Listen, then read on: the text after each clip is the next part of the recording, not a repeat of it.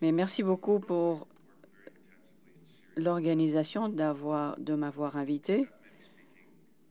Je n'accepte pas beaucoup d'opportunités d'intervention, mais pour moi, je suis content de pouvoir soutenir CMN et je peux aussi vous donner une explication sur mon travail. J'ai pas de diapositive.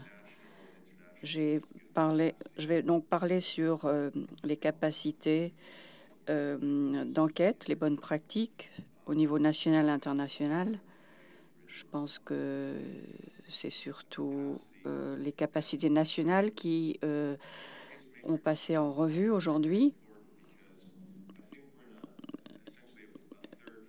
Je pense que maintenant, nous sommes dans une troisième phase sur le terrain en ce qui concerne l'application de la justice internationale. La première phase, bien sûr, c'est Nuremberg, etc., avec les tribunaux. La deuxième phase, c'est presque terminé, en fait, cette phase 2, commencée en 93 avec la formation d'un premier tribunal ad hoc, des tribunaux hybrides. Maintenant, nous sommes entrés dans une troisième phase, c'est l'application de le droit humanitaire dans les législations nationales.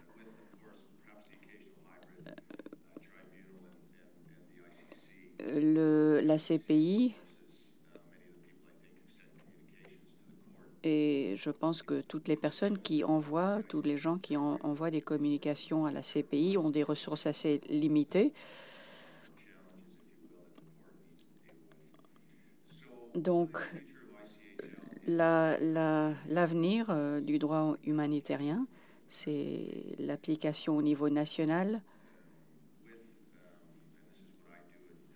Et ce que moi je fais au quotidien, c'est un soutien des organisations de société civile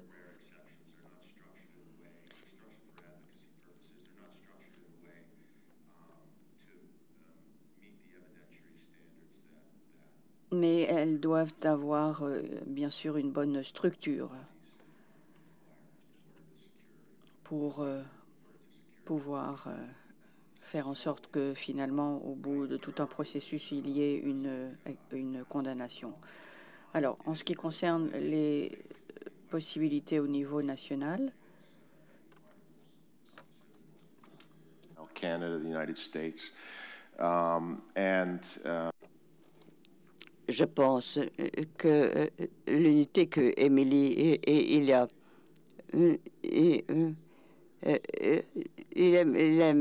les matrices de cas, comme par exemple à Mexico. Mais ayant dit cela, toute unité de crimes de guerre et les organismes internationaux, l'OTP, la WACT et les hybrides, il y a des zones où des choses qui peuvent être améliorées. Les mêmes problèmes réapparaissent régulièrement. Et ce que je voudrais faire, c'est de parler pendant quelques minutes de ces problèmes et peut-être présenter et montrer quelques idées audacieuses sur la façon dont nous pourrons traiter cette matrice d'affaires et ce que font d'autres groupes. Je pense cela vaut la peine de s'arrêter une minute pour considérer quels sont donc quels sont les éléments dans l'enquête. Pour un procès, ce n'est pas seulement une affaire de policiers, mais nous devons penser à trois composants. Premièrement, ça s'appelle c'est l'enquêteur des composants. Donc, on pourrait on recherche une très grande quantité d'informations, des déclarations de témoins, du matériel open source. Deuxième composant, c'est le composant analytique. et je ne parle pas de l'analyse comme dont mon collègue de la CPI a parlé aujourd'hui. Je parle de ce que nous appelons d'une analyse militaire et bien sûr l'analyse juridique. Je reviendrai sur cette question dans le détail parce que c'est véritablement la clé pour construire des affaires, de bonnes affaires internationales. Troisième composant, c'est l'élément des poursuites. Quelles sont les faiblesses persistantes que nous voyons dans et de façon répétée dans les juridictions intérieures. Et parfois, je suis étonnée de les voir que nous les constatons aussi dans les organismes internationaux. C'est souvent un problème dans les très grandes juridictions, mais très souvent, l'enquête d'un composant n'est pas bien liée aux éléments de poursuite. C'était certainement le cas et cela a été résolu en nommant un procureur. Et cela dépend de la juridiction. Cela peut être un problème dans les juridictions. Eh bien, et certainement pas aux États-Unis, mais ça a été un problème au Canada et au Royaume-Uni lorsque le deuxième et plus importante faiblesse que nous constatons et que nous voyons toujours de temps en temps concerne les juridictions intérieures, que ce soit dans les pays occidentaux ou bien dans les pays en développement. Est-ce qu'on peut encore dire les pays en développement? J'espère qu'il est politiquement correct et que je ne dis pas. Oui, c'est le monde en développement et c'est pas le tiers-monde. Donc, le monde développement est correct. Donc, c'était la bonne expression. Comme je l'ai déjà dit, l'analyse des structures politiques est centrale ou essentielle pour une enquête pénale couronnée de succès. Ces ressources sont souvent absentes ou insuffisantes. Et qu'est-ce que l'analyse? Je vais vous donner ma définition, qui est très brève, et je reviendrai à mon premier point, tout être simple. C'est la transformation de l'information ou de données en une preuve et dans le contexte des éléments et des exigences, que ce soit donc au niveau national, international ou intérieur. Il est évident que si on manque des éléments dans son programme de crimes de guerre, il sera très difficile de couvrir les masses de données et de voir ce qui est absolument inutile et ce qui est de la preuve. Par conséquent, mais je reviendrai sur ce point plus tard, le dernier difficulté importante que nous voyons, et c'est particulièrement un problème pour les juridictions intérieures qui essayent de voir si le statut de Rome a été bien intégré dans le code pénal. Nous avons c'est un problème persistant.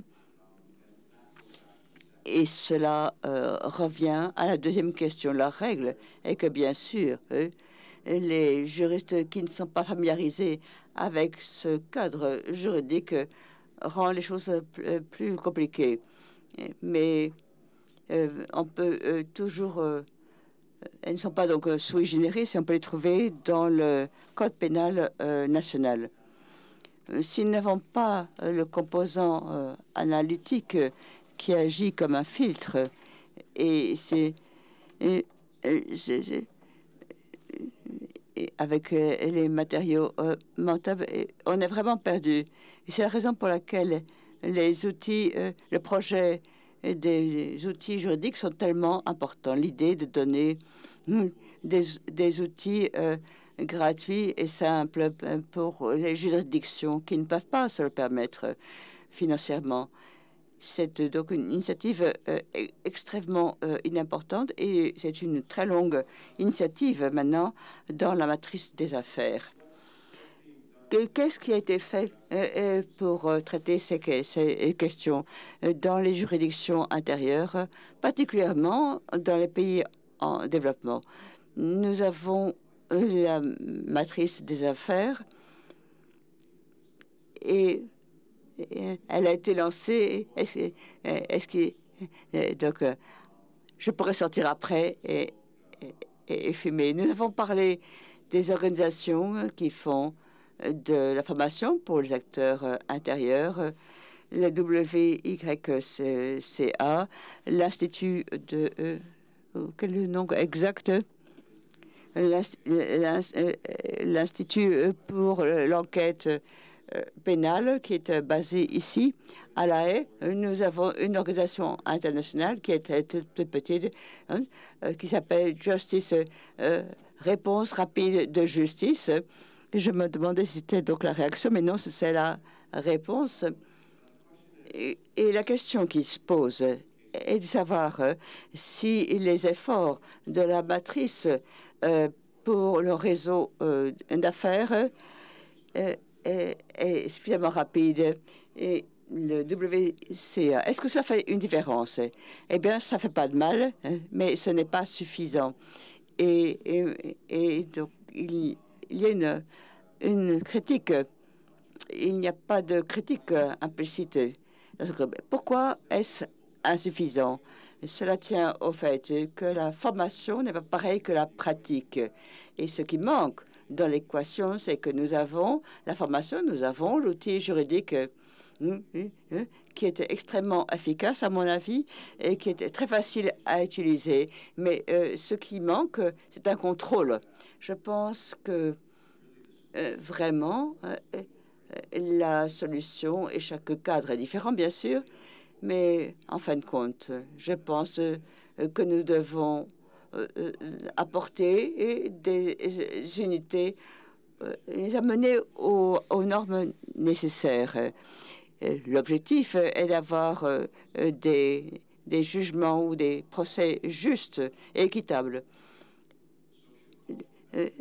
Tous les avantages sociaux culturels tirés de l'application équitable de ACHL dans un environnement de post-conflit, si c'est notre objectif, nous devons avoir des mentors inscrits ou qui sont donc dans le bureau des procureurs. Mais à mon avis, ce qui manque dans l'équation maintenant, et je terminerai avec cette idée en demandant comment cela marche. Eh bien, on engage quelqu'un qui est disponible et, dans l'idéal, qui sait ce qu'il fait. À Kinshasa, à Ricardo ou ailleurs, et qui nous aide en particulier particulièrement pour établir des liens. Les donateurs, pour la plupart, n'aiment pas financer des mentors. C'est ce que j'ai appris en travaillant avec des donateurs ces dernières années. Les mentors sont relativement bon marché par rapport à la formation. Donner vous donnez quelqu'un 6, 8 ou 10 000 dollars par mois. Je ne suis pas mathématicien, mais en tout cas, vous pouvez imaginer le chiffre que vous voulez. Un programme de formation peut être beaucoup plus cher. Et le problème avec les donateurs est que leur matrice, pour mesurer le résultat du matrice, dépendent beaucoup de cela. Et je suggérais, et je ne voudrais pas que la matrice d'affaires fasse peu de travail, mais mon dîner pour ce réseau de matrices d'affaires est que qu'il y a une période parvenue à méritérité après 93, et nous avons une génération d'hommes et de femmes qui ont beaucoup d'années d'expérience, qui ont quitté le système peut-être pour retourner à l'université. Dans le cas de Vladimir prend sa retraite, et moi, je vais bientôt, je vais prendre ma retraite, et c'est un vivier, à l'exception de moi-même, d'hommes et de femmes qui sont à la retraite ou qui travaillent et qui aiment encore être du côté opérationnel. Je pense qu'ils peuvent être mobilisés pour 3 mois ou 6 mois, gratuitement, ou bien pour quelques milliers d'argent. J'ai jamais été donc à Jakarta ou bien à Kinshasa.